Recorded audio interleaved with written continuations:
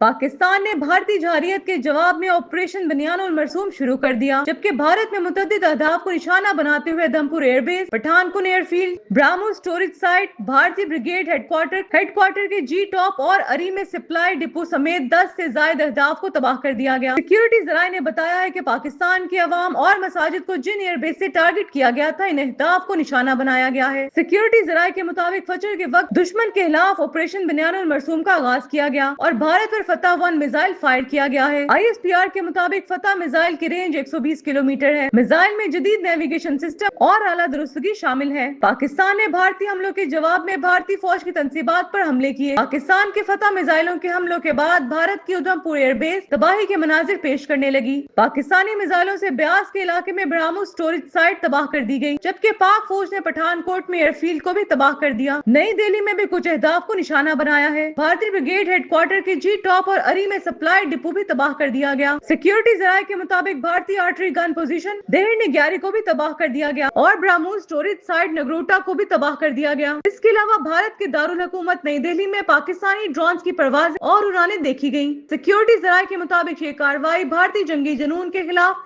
एक वाज़िया पैगाम है। पाकिस्तान अपनी खुद मुख्तारी और कौमी सलामती पर किसी किस्म का समझौता नहीं करेगा। सिक्योरिटी हुकाम ने कहा है कि अब वक्त आ चुका है कि भारत को इसके जारहाना अज़ाइम का भरपूर जवाब दिया जाए।